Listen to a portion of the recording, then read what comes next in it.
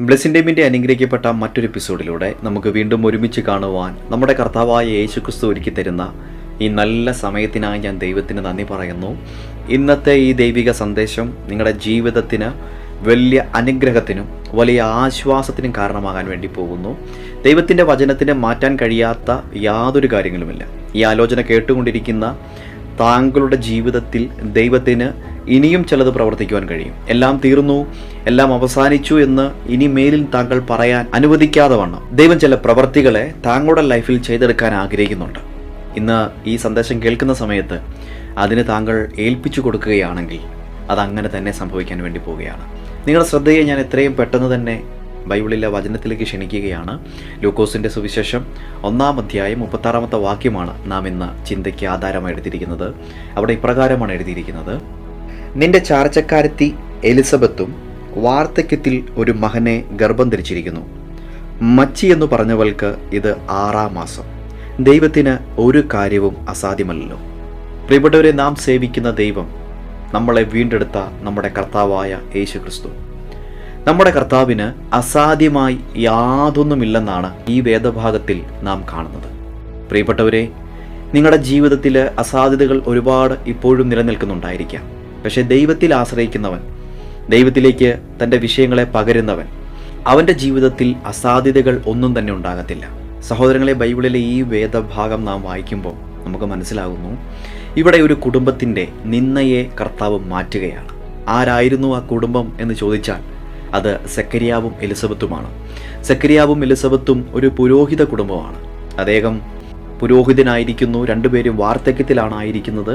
സെക്കരിയാവ് ദൈവത്തിൻ്റെ ആലയത്തിൽ ശുശ്രൂഷിച്ചുകൊണ്ട് നിൽക്കുമ്പോൾ ഒരു ദൂതൻ അദ്ദേഹത്തിൻ്റെ മുമ്പിൽ പ്രത്യക്ഷപ്പെടുകയാണ്. പ്രത്യക്ഷപ്പെട്ടിട്ട് പറയുന്നു, സെക്കരിയാവേ, ഭയപ്പെടേണ്ട, നിന്റെ പ്രാർത്ഥനയ്ക്ക് ഉത്തരമായി നിനക്ക് ഒരു സന്തതി ജനിക്കാൻ വേണ്ടി പോകുന്നു. ഈ വാർത്ത കേട്ട സെക്കരിയാവിന് സന്തോഷം തോന്നുന്നതിന് മുൻപ് തന്നെ സംശയമാണ് ഹൃദയത്തിൽ സംഭവിച്ചത്. കാരണം മറ്റൊന്നും ആയിരുന്നില്ല, സെക്കരിയാവിൻ്റെ ഇപ്പോഴുള്ള സാഹചര്യം ആ അത്ഭുതത്തെ പ്രാപിക്കുന്നതിന് വിപരീതമായിരുന്നു. അല്ലെങ്കിൽ സെക്കരിയാവിൻ്റെ ഇപ്പോഴുള്ള അവസ്ഥകൾ ആ ഒരു അത്ഭുതത്തെ പ്രാപിക്കാൻ അനുകൂലമായിരുന്നില്ല. ഈ സന്ദേശം കേട്ടുകൊണ്ടിരിക്കുന്ന സമയത്തും നിങ്ങളുടെ ജീവിതത്തിലെ ചില സന്ദർഭങ്ങൾ, ചില സാഹചര്യങ്ങൾ, ചില അവസ്ഥകളൊക്കെ കർത്താവ് പറയുന്ന വാക്കുകൾ, അല്ലെങ്കിൽ ഈ സന്ദേശത്തിൽ പറയുന്ന വാക്കുകളൊക്കെ എൻ്റെ ലൈഫിൽ സംഭവിക്കുമോ എന്ന് ആകുലതയോടെ അല്ലെങ്കിൽ സംശയരൂപേണ ആയിരിക്കാം താങ്കൾ കേട്ടുകൊണ്ടിരിക്കുന്നത്. എനിക്ക് താങ്കളെ നോക്കി ഒരു കാര്യം മാത്രമേ പറയാനുള്ളൂ. വാക്ക് പറഞ്ഞവൻ കർത്താവാണെങ്കിൽ എന്തൊക്കെ തടസ്സങ്ങൾ വെളിപ്പെട്ട് വന്നാലും തടസ്സങ്ങളെ കർത്താവ് കീറി മുറിച്ചുകൊണ്ട് കർത്താവ് അത്ഭുതം ചെയ്തിരിക്കും. യേശു കർത്താവിൻ്റെ കാൽവറി മരണശേഷം കർത്താവിൻ്റെ ഭൗതിക ശരീരം ഒരു കല്ലറയിൽ വെക്കുന്നത് നമുക്ക് കാണാൻ പറ്റുന്നുണ്ട്. എന്നാൽ പിന്നീട് എന്താണ് സംഭവിച്ചത്? യേശു എന്താണോ കാൽവറി മരണത്തിന് മുമ്പ് തൻ്റെ ശിഷ്യന്മാരോട് പറഞ്ഞത് അത് നിവർത്തിയാകുകയാണ് ചെയ്തത്. ഞാൻ 3 ദിവസം കഴിഞ്ഞ് ഉയർത്തെഴുന്നേൽക്കുമെന്ന് കർത്താവ് പറഞ്ഞു. അതുപോലെ തന്നെ എന്തുമാത്രം തടസ്സങ്ങൾ മുമ്പിൽ കൊണ്ടുവന്നിട്ടും തടസ്സങ്ങൾക്ക് യേശുവിനെ പിടിച്ചു വെക്കുക അസാധ്യമായിരുന്നു. അവർ കല്ലറയുടെ മുമ്പിൽ വലിയൊരു കല്ലുരുട്ടി വെച്ചു, ചങ്ങലകൾ കൊണ്ട് ബന്ധിച്ചു, 2 പടയാളികളെ അവിടെ കാവൽ നിർത്തി. എന്നിരുന്നാലും ഒരു പടയാളിക്കും ഒരു ചങ്ങലയ്ക്കും ഒരു കല്ലിനും കർത്താവിൻ്റെ ഉയർപ്പിനെ തടസ്സപ്പെടുത്താൻ കഴിയാത്തതുപോലെ എന്നെ കേൾക്കുന്ന പ്രിയ സഹോദര, എന്നെ കേട്ടുകൊണ്ടിരിക്കുന്ന പ്രിയ സഹോദരി, നിന്റെ ഉയർപ്പിനെ, നിന്റെ അനുഗ്രഹത്തെ, നിന്റെ മുൻപോട്ടുള്ള ദൈവം തരുന്ന വിജയത്തെ തടസ്സപ്പെടുത്തുവാൻ ഈ ലോകത്തിലെ ഒരു മാനുഷിക ശക്തികൾക്കും കഴിയത്തില്ല, ഒരു ഇരുട്ടിൻ്റെ ശക്തികൾക്കും കഴിയത്തില്ല എന്ന് ഞാൻ പറയുമ്പോൾ ആമേൻ എന്ന് പറഞ്ഞ് അതിനെ താങ്കൾക്ക് റിസീവ് ചെയ്യാൻ പറ്റുന്നുണ്ടോ? പ്രിയപ്പെട്ട സഹോദര, സഹോദരി, നിന്റെ ഉയർച്ചയെ തടസ്സപ്പെടുത്താനായിട്ട്, നിന്റെ ജീവിതത്തിലെ നന്മകളെ തടസ്സപ്പെടുത്താനായിട്ട് ഇനി ഒന്നിനും കഴിയാതെ വണ്ണം നസ്രയൻ നിനക്ക് വേണ്ടി ഇറങ്ങാൻ വേണ്ടി പോവുകയാണ്. ഇവിടെ സെക്കരിയാവിനെ കുറിച്ച് നാം കാണുന്നു. സെക്കരിയാവിൻ്റെ ജീവിതത്തിൽ പുത്രോൽപാദന ശേഷി 2 പേരുടെയും ശരീരത്തിൽ നിന്ന് നഷ്ടപ്പെട്ടു പോയിരുന്നു. 2 പേര് വാർദ്ധക്യത്തിലാണ്. അങ്ങനെ ഇരിക്കുന്ന, അല്ലെങ്കിൽ ഒരു സാധ്യതയുമില്ലാതിരിക്കുന്ന ആ 2 വ്യക്തികൾക്ക് വേണ്ടി ഇതാ ഒരു അത്ഭുതം പ്രവർത്തിക്കാൻ കർത്താവ് ഇറങ്ങി വരികയാണ്. ഈ സന്ദേശം കേട്ടുകൊണ്ടിരിക്കുമ്പോൾ മുൻപിലൊരു സാധ്യതയുമില്ലെന്ന് പറയുന്ന താങ്കളോടുള്ള സന്ദേശമാണിത്. നിന്റെ ജീവിതത്തിലേക്ക്, താങ്കളുടെ ഭവനത്തിലേക്ക്, താങ്കളുടെ അവസ്ഥകളിലേക്ക് സാധ്യതയെ കൊണ്ടുവരുവാൻ ശക്തനായ ദൈവം ഇന്ന് പകലിൽ ഇറങ്ങി വരാൻ വേണ്ടി പോകുന്നു. ഒരാമേൻ പറയാൻ പറ്റുന്നുണ്ടോ? പ്രിയപ്പെട്ടവരെ, ശ്രദ്ധിക്കുക. സെക്കരിയാവിനോട് ദൂതൻ പറയുന്ന ഒരു വാക്ക് വളരെ ശ്രദ്ധേയമാണ്. സെക്കരിയാവേ, നിന്റെ പ്രാർത്ഥനയ്ക്ക് ഉത്തരമായി. അതായത് ഇവരെപ്പോഴൊക്കെയോ ഈ വിഷയത്തിന് വേണ്ടി പ്രാർത്ഥിച്ചിരുന്നു എന്നാണ് ഇതിൽ നിന്ന് മനസ്സിലാകുന്നത്. ഹല്ലേലൂയ. ഇന്നും പ്രാർത്ഥിച്ചിട്ട് പലതിനും മറുപടി ലഭിക്കാതിരിക്കുമ്പോൾ ക്ഷീണിച്ചു പോകരുത്. നിന്റെ പ്രാർത്ഥനയ്ക്കൊരു മറുപടിയായി സ്വർഗത്തിൽ നിന്നൊരു ദൂതനെ അയക്കാനും നീ സേവിക്കുന്ന ദൈവം വിശ്വസ്തനും ശക്തനുമാണ്. സെക്കരിയാവിന് ഈ വാക്ക് വിശ്വസിക്കാൻ ആ സമയത്ത് കഴിഞ്ഞിരുന്നില്ല. സെക്കരിയാവിൻ്റെ ജീവിതത്തിലേക്ക് ദൈവത്തിൻ്റെ അരുളപ്പാട് പോലെ, ദൈവത്തിൻ്റെ പ്രവചന ശബ്ദം പോലെ ഇതാ ഒരു സന്തതി ജനിക്കാൻ വേണ്ടി പോകും. സെക്കരിയാവിൻ്റെ ഭാര്യ എലിസബത്ത്, അവളിപ്പോൾ 6 മാസം ഗർഭം ധരിച്ചിരിക്കുകയാണ്. ഇതിനു മുൻപ് എലിസബത്തിന് ആ ദേശത്തൊരു പേരുണ്ടായിരുന്നു, മച്ചി എന്നാണ് പലരും എലിസബത്തിനെ പറഞ്ഞുകൊണ്ടിരുന്നത്. സെക്കരിയാവിൻ്റെ ഭാര്യ എലിസബത്ത് എന്ന് പറയുമ്പോൾ ചിലർക്ക് അറിയില്ല. മച്ചിയായ എലിസബത്ത് എന്ന് പറഞ്ഞാലാണ് ആ ദേശത്തിൽ പലർക്കും എലിസബത്തിനെ അറിയത്തുള്ളായിരുന്നു. അങ്ങനെ ഇരിക്കുന്ന എലിസബത്തിൻ്റെ ജീവിതത്തിൽ ഇതാ ദൈവം ചില പ്രവൃത്തികൾ ചെയ്യാൻ വേണ്ടി ഇറങ്ങി വരികയാണ്. ഇത് കേട്ടുകൊണ്ടിരിക്കുന്ന സമയത്ത് ബ്രദറെ, ഞാൻ ആകെ തകർന്ന് തരിപ്പണമായിരിക്കുകയാണ്. ദേശത്തിൽ മുഴുവൻ നിന്ദിക്കപ്പെട്ട അവസ്ഥയിലാണ് ഞാനായിരിക്കുന്നത്. നിന്ന സഹിച്ചു ഞാൻ മടുത്തു എന്ന് പറയുന്ന ആരെങ്കിലുമൊക്കെ ഈ സന്ദേശം കേട്ടുകൊണ്ടിരിക്കുന്നെങ്കിൽ എനിക്ക് ഉറപ്പോടെ ഒരു കാര്യം ഇന്ന് പകലിൽ നിങ്ങളെ നോക്കി പറയാൻ പറ്റും. നിങ്ങളുടെ പേരിനെ പോലും മാറ്റുമാറ് ആ ദേശത്തിൽ നിങ്ങൾക്ക് വീണ് കിടക്കുന്ന ആ നിന്നയെ മുഴുവൻ മാറ്റിമറിച്ചുകൊണ്ട് ദൈവം നിങ്ങൾക്ക് പുതിയൊരു പേര് തന്നെ ആ ദേശത്ത് തരാൻ വേണ്ടി പോകുന്നു. ഹല്ലേലൂയ. വാർദ്ധക്യത്തിലായിരിക്കുന്ന എലിസബത്ത്, ഇവരുടെ കഴിഞ്ഞകാല ജീവിതത്തിലേക്ക് നാം നോക്കിയാൽ എന്തുമാത്രം നിന്ദിക്കപ്പെട്ട് കാണും. ദൈവത്തിൻ്റെ ആലയത്തിൽ ശുശ്രൂഷിക്കുന്ന ശുശ്രൂഷകനല്ലേ. ആളുകൾ പലതും പറയുന്നുണ്ടായിരിക്കാം.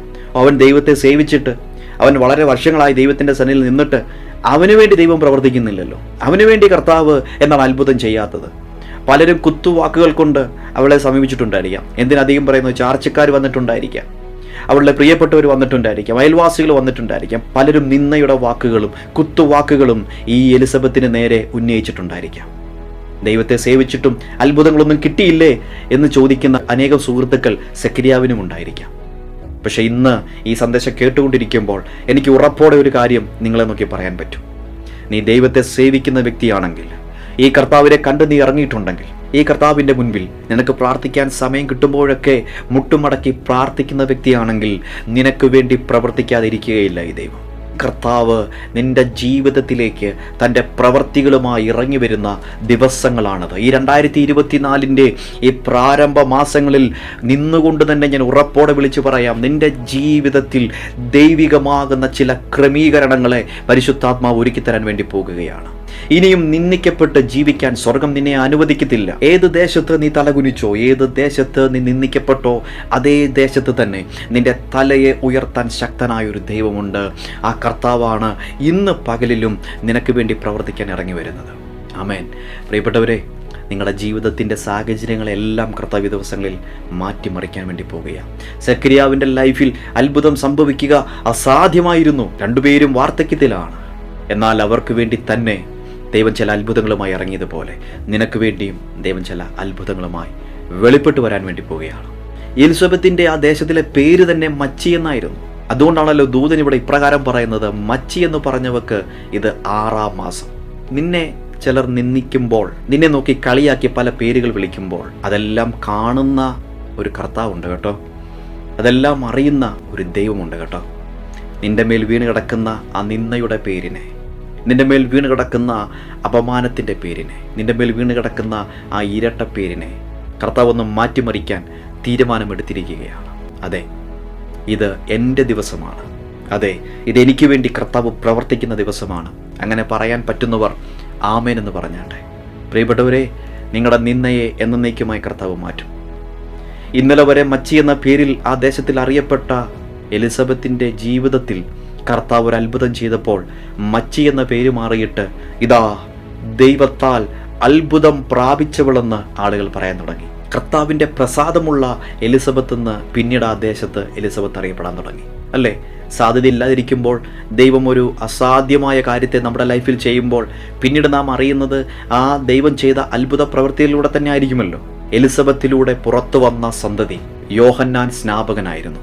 യോഹന്നാൻ സ്നാപകനെ കുറിച്ച് പറയുന്നു, കർത്താവിന് മരുഭൂമിയിൽ വഴിയൊരുക്കുന്നവൻ, മരുഭൂമിയിൽ വിളിച്ചു പറയുന്ന ദൈവത്തിൻ്റെ ശബ്ദം. ഇങ്ങനെയെല്ലാം യോഹന്നാൻ സ്നാപകനെ കുറിച്ച് കാണുവാൻ കഴിയുന്നുണ്ട്. ഹല്ലേലൂയ. പിന്നീട് ആളുകൾ പറയാൻ തുടങ്ങി, ആ യോഹന്നാൻ സ്നാപകന്റെ അമ്മ, ആ യോഹന്നാൻ സ്നാപകന്റെ അപ്പൻ എന്ന് സെക്കരിയാവിനെയും എലിസബത്തിനെയും കുറിച്ച് പറയാൻ തുടങ്ങി. അത്രത്തോളം അത്ഭുതങ്ങളാണ് ദൈവം അവർക്ക് വേണ്ടി ചെയ്തു തുടങ്ങിയത്. പ്രിയപ്പെട്ടവരെ, ദൈവം നിങ്ങളുടെ ലൈഫിൽ പ്രവർത്തിക്കാൻ ഇറങ്ങിയാൽ ഇന്ന് കാണുന്ന നിന്നയെല്ലാം മാറും കേട്ടോ. ഇന്ന് കാണുന്ന സാഹചര്യങ്ങളൊക്കെ മാറും കേട്ടോ.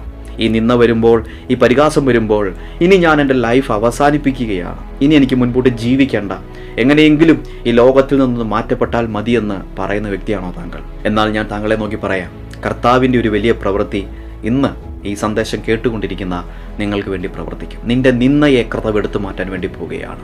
ഈ സന്ദേശം പറഞ്ഞുകൊണ്ടിരിക്കുമ്പോൾ പരിശുദ്ധാത്മാവിനോട് പറയുന്നൊരു കാര്യം ഇതാണ്: ആരൊക്കെയോ തലമുറകളുടെ വിഷയത്തിൽ വലിയ ഭാരത്തോടെയാണ് ആയിരിക്കുന്നത്, അവർക്ക് വേണ്ടി ദൈവം ഒരു അത്ഭുതം പ്രവർത്തിക്കാൻ വേണ്ടി പോവുകയാണ്. വിവാഹം കഴിഞ്ഞിട്ട് വളരെ നാളുകളായിട്ടും തലമുറകളില്ലാതെ ഭാരപ്പെടുന്ന ആരൊക്കെയോ സന്ദേശം ഈ പ്രഭാതത്തിലും കേട്ടുകൊണ്ടിരിക്കുന്നു. അവർക്ക് വേണ്ടിയും ദൈവം തൻ്റെ അത്ഭുതം ചെയ്യാൻ വേണ്ടി പോവുകയാണ്. പ്രിയപ്പെട്ടവരെ, സെക്കരിയാവ് വാർദ്ധക്യത്തിലായിരുന്നു. സെക്കരിയാവിന് വേണ്ടി ഒരു തലമുറയെ കൊടുക്കാൻ ദൈവം ശക്തനാണെങ്കിൽ, ബൈബിളിലെ ഈ വചനം ഇത് ശക്തമേറിയ വചനമാണ്.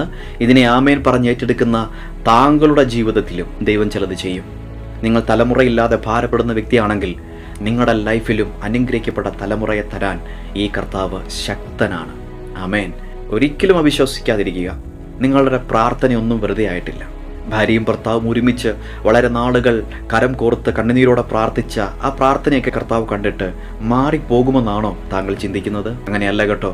നിങ്ങളുടെ ഓരോ തുള്ളി കണ്ണുനീര് പോലും തൻ്റെ തുരുത്തിയിലാക്കി വെക്കുന്ന ദൈവം, നിങ്ങളിൽ നിന്ന് നന്മ പുറത്തു വരത്തില്ലെന്ന് പറയുന്ന ആ ദേശത്ത് ആ ചാർച്ചക്കാരുടെ മുമ്പിൽ തന്നെ അനുഗ്രഹിക്കപ്പെട്ട ഒരു സന്തതിയെ ദൈവം നിങ്ങൾക്ക് തരാൻ വേണ്ടി പോവുകയാണ്. വിദേശത്ത് ഏതോ ഒരു രാജ്യത്തിരുന്നു കൊണ്ട് വളരെ അപമാനിതയായി ഈ സന്ദേശം കേൾക്കുന്ന ഏതോ ഒരു സഹോദരിയെ പരിശുദ്ധാത്മാവ് ഈ സന്ദേശത്തുള്ള സ്പർശിക്കുന്നത് ഞാൻ ആത്മാവിൽ കാണുകയാണ്. നിങ്ങളുടെ ജീവിതത്തെ മാറ്റിമറിക്കാൻ ശക്തനായ ഒരു ദൈവമുണ്ട്. നിങ്ങൾ അവിടെ ഇരുന്നു കൊണ്ട് യേശുവിനോട് സംസാരിക്കുന്ന, യേശുവിനോട് പ്രാർത്ഥിക്കുന്ന ആ പ്രാർത്ഥനയിൽ ദൈവത്തിൻ്റെ പ്രവൃത്തി നിങ്ങളുടെ ജീവിതത്തിൽ വെളിപ്പെടാൻ വേണ്ടി പോകും. ഇനി നിരാശപ്പെട്ടു പോകരുത്, ഇനി ആകുലപ്പെട്ടു പോകരുത്. നിനക്ക് വേണ്ടി പ്രവർത്തിക്കാൻ ഒരു ദൈവമുണ്ട്.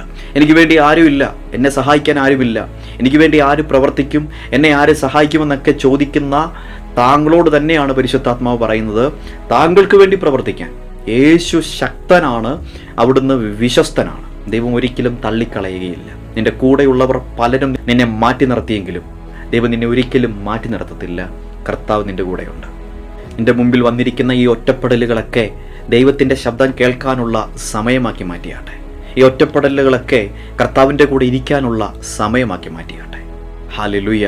വചനം പറയുന്നു, ഞാൻ അവനെ വശീകരിച്ച് മരുഭൂമിയിലേക്ക് കൊണ്ടുപോകും, അവിടെ വെച്ച് ഞാൻ അവനോട് സംസാരിക്കും. ഈ മരുഭൂ സമമായ നിന്റെ ഈ പ്രശ്നത്തിൻ്റെ നടുവിൽ നീ തിരിച്ചറിഞ്ഞോണം, ഇവിടെ നിന്നോട് എന്തൊക്കെയോ ദൈവത്തിന് കൈമാറാനുണ്ട്, എന്തൊക്കെയോ കർത്താവിന് നിന്നോട് ഇതിലൂടെ സംസാരിക്കാൻ വേണ്ടിയുണ്ട്, എവിടേക്കോ നീ കർത്താവുമായി കൂടുതൽ അടുക്കാൻ ദൈവം ആഗ്രഹിക്കുകയാണ്. നിന്റെ ജീവിതത്തെ മുഴുവൻ തകർക്കാൻ ശത്രു കൊണ്ടുവന്ന ഈ പ്രശ്നങ്ങളെ, ഈ പ്രതികൂലങ്ങളെ, ഈ തന്ത്രങ്ങളെയൊക്കെ തകർത്തെറിഞ്ഞുകൊണ്ട് ദൈവവുമായി കർത്താവുമായി ചേർന്നിരിക്കാൻ ഇതൊരു കാരണമായി തീരട്ടെ. എനിക്കൊരു കാര്യം ഉറപ്പാണ്, ഇത് ആമേൻ പറഞ്ഞേറ്റെടുക്കുന്ന നിങ്ങളുടെ ജീവിതത്തിൽ നിങ്ങൾ പോലും പ്രതീക്ഷിക്കാത്ത ചില അത്ഭുതങ്ങൾ, ചില അടയാളങ്ങൾ നിങ്ങൾ കാണാൻ വേണ്ടി പോവുകയാണ്. അത് സംഭവിച്ചു കഴിയുമ്പോൾ തന്നെ കർത്താവേ ഇതെങ്ങനെ സംഭവിച്ചു എന്ന് നിങ്ങൾ പോലും ആശ്ചര്യപ്പെടും. അങ്ങനെ ചില അത്ഭുതങ്ങൾ താങ്കളെ തേടി വരുന്നുണ്ട്. കർത്താവ് താങ്കളെ സഹായിക്കട്ടെ. ആമേൻ. ഞാൻ ഒരു നിമിഷം താങ്കൾക്ക് വേണ്ടി പ്രാർത്ഥിക്കാൻ ആഗ്രഹിക്കുന്നു. എന്നോട് കൂടെ ചേർന്ന് പ്രാർത്ഥിക്കാൻ നിങ്ങൾക്കിപ്പോൾ അവസരമുണ്ടെങ്കിൽ, നിങ്ങൾക്ക് മുട്ടിൽ നിന്ന് പ്രാർത്ഥിക്കാൻ പറ്റുമെങ്കിൽ നിങ്ങൾ അങ്ങനെ നിൽക്കുക. നമുക്കൊരുമിച്ച് പ്രാർത്ഥിക്കാം. ഞങ്ങളുടെ സ്വർഗീയ പിതാവേ, ഈ അനുഗ്രഹിക്കപ്പെട്ട ഈ നല്ല സമയത്തിനായി ഞങ്ങൾ നന്ദി പറയുന്നു. ഇന്ന് ഞങ്ങളോട് കേൾപ്പിച്ച വചനം, നിന്നയെ മാറ്റുന്ന ദൈവം, അസാധ്യമായി ഒന്നുമില്ല എന്ന് അരുളി ചെയ്യുന്ന ദൈവം. കർത്താവേ, ഈ വചനമേറ്റെടുത്ത, ഈ വചനത്തിൽ വിശ്വസിക്കുന്ന ഓരോ മക്കളുടെ മേലും അതതുപോലെ സംഭവിക്കട്ടെ. പല വിധത്തിലുള്ള നിന്നയിലൂടെ കടന്നു പോകുന്ന ചില സഹോദരിമാർ, ചില സഹോദരന്മാർ എന്നോടൊപ്പം ചേർന്ന് ഈ സമയത്ത് പ്രാർത്ഥിക്കുന്നല്ലോ. കർത്താവേ, അവരുടെ ജീവിതത്തിൽ അത്ഭുതം ചെയ്യാൻ ഇപ്പോൾ തന്നെ അവിടുന്ന് ഇറങ്ങി വരണമേ. അവരുടെ നിന്നയെ എന്നേക്കുമായി മാറ്റിയാട്ടെ. തലമുറയുടെ വിഷയത്തിൽ ഭാരപ്പെടുന്ന ചില മാതാപിതാക്കളുണ്ട്. അവർക്ക് വേണ്ടിയും ദൈവത്തിൻ്റെ അത്ഭുത പ്രവൃത്തി ഇപ്പോൾ ചെയ്യണമേ. തലമുറകളില്ലാതെ ഭാരപ്പെടുന്ന ആരൊക്കെയോ സന്ദേശം കേൾക്കുന്നുണ്ട്. അവരുടെ ഉദരത്തെ കർത്താവ് അനുഗ്രഹിച്ചാട്ടെ.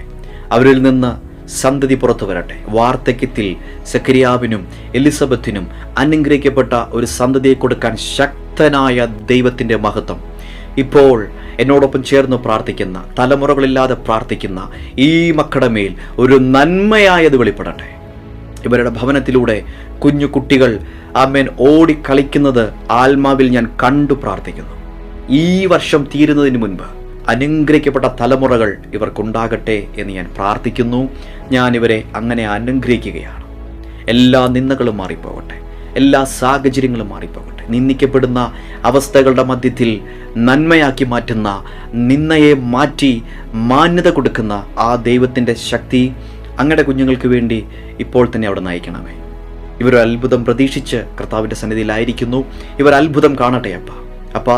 ഈ ദിവസങ്ങളിൽ ചില വിഷയങ്ങളുടെ മധ്യത്തിൽ പ്രാർത്ഥിച്ചു കൊണ്ടിരിക്കുന്ന സഹോദരങ്ങൾ, സഹോദരിമാർ, അവർക്ക് വേണ്ടി ഞാൻ പ്രാർത്ഥിക്കുകയാണ്. അവർ ദൈവത്തിൽ നിന്നുള്ള മറുപടി അതിൻ്റെ മേൽ പ്രാപിക്കട്ടെ. പ്രത്യേകിച്ച് വിവാഹ സംബന്ധമായ വിഷയത്തെ ഓർത്ത് പ്രാർത്ഥിക്കുന്നവർ, ദൈവം എനിക്ക് അനുകൂലമാണെന്ന് അറിയണം, ദൈവത്തിൻ്റെ ഹിതം എൻ്റെ ലൈഫിൽ വെളിപ്പെടണമെന്ന് ആഗ്രഹിക്കുന്ന ചില വ്യക്തി ജീവിതങ്ങൾ, അവർക്ക് വേണ്ടി ദൈവഹിതം ഇന്നതെന്ന് അവർ തിരിച്ചറിയട്ടെ.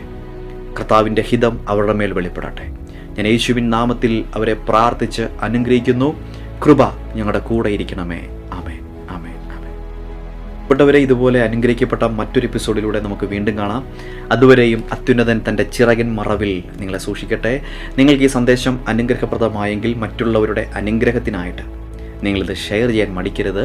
നമുക്ക് മറ്റൊരു എപ്പിസോഡിൽ കാണാം.